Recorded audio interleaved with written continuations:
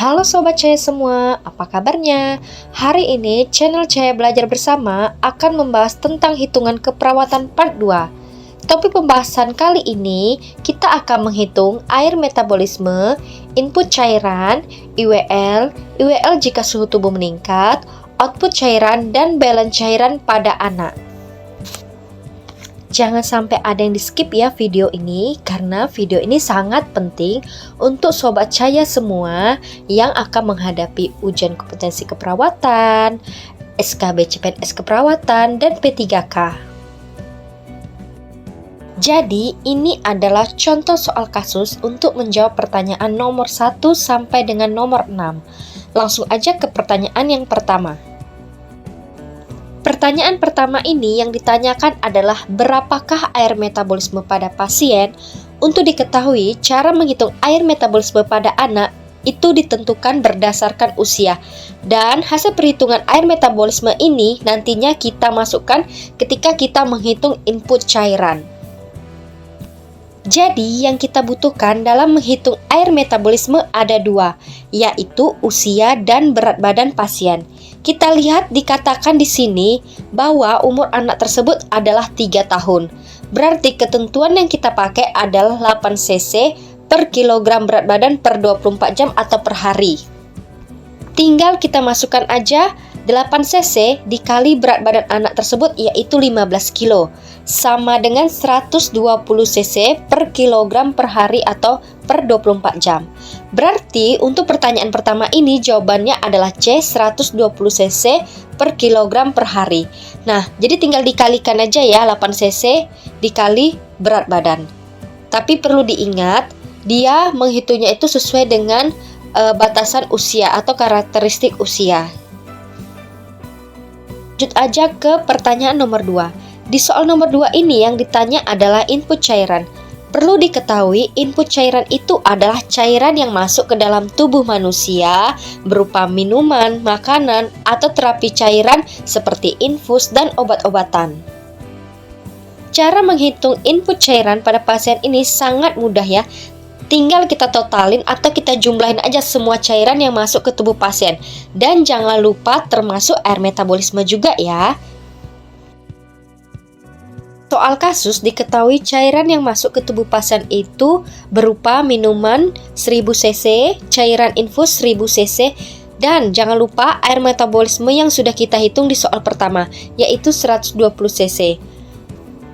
Tinggal kita totalin atau tinggal kita jumlahin aja semuanya. 1000 cc ditambah 1000 cc ditambah 120 cc sama dengan 2120 cc. Jadi, intake atau input cairan yang masuk ke tubuh pasien yaitu adalah 2120 cc per 24 jam. Bagaimana? Untuk pertanyaan nomor 1 dan 2 ini tidak ada kendala ya. Langsung aja kita ke pertanyaan nomor 3. Untuk pertanyaan nomor 3 ini yang ditanyakan adalah IWL pada pasien tersebut. IWL itu merupakan jumlah cairan yang keluar dari tubuh tanpa disadari. Nah, nanti hasil dari IWL ini kita masukkan ketika kita menghitung output cairan pasien tersebut. Untuk rumus IWL ini adalah 30 cc dikurang usia anak dalam tahun dikali kilogram berat badan per hari atau per 24 jam. Sama ya, kayak air metabolisme, kita hanya mencari di soal umur dan berat badan pasien. Lalu masukkan ke dalam rumus. Kita kerjakan dulu yang di dalam kurung, yaitu 30 cc dikurang 3 tahun, sama dengan 27. Lalu 27 ini dikali 15 kilo, yaitu 405. Berarti IWL pada anak tersebut adalah 405 cc per 24 jam atau per hari. Jadi, option yang paling tepat adalah C. Rumus yang berbeda ketika anak mengalami peningkatan suhu tubuh. Lagi cara menghitung IWL jika seseorang itu mengalami peningkatan suhu tubuh atau demam.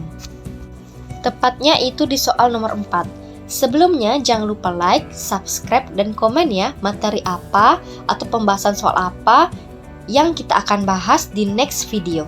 Lanjut, kita kembali ke soal nomor 4. Ditanyakan IWL jika suhu tubuh pasien itu meningkat Maka rumus yang kita pakai adalah IWL ditambah 200 dikali suhu tinggi dikurang 36,8 derajat. 36,8 derajat ini sudah ketetapan ya Sobat Cahaya semua. Tinggal kita masukkan ke dalam rumusnya. Masukkan hasil IWL yang sudah kita cari di soal sebelumnya yaitu 405. Berarti 405 ditambah 200 lalu dikali dengan suhu tinggi di soal itu yaitu 39,8. Maka 39,8 dikurang ketetapan suhu tadi 36,8 derajat Celcius. Kita akan kerjakan terlebih dahulu yang ada di dalam kurung. Berarti 39,8 derajat dikurang 36,8 derajat sama dengan 3. Berarti 405 ditambah 200 lalu dikali 3. 200 dikali 3 sama dengan 600. Lalu 405 ditambah 600 sama dengan 1005 cc.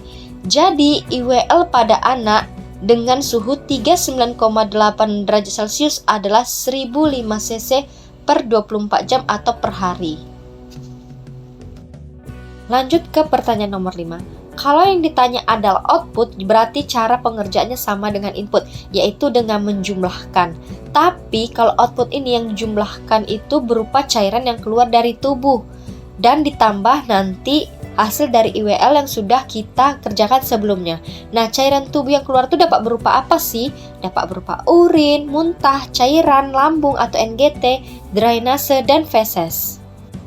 Diketahui pada soal cairan tubuh yang keluar urin 800 cc ditambah cairan keluar dari muntah yaitu 200 cc dan jangan lupa ditambah dengan IWL 405 cc.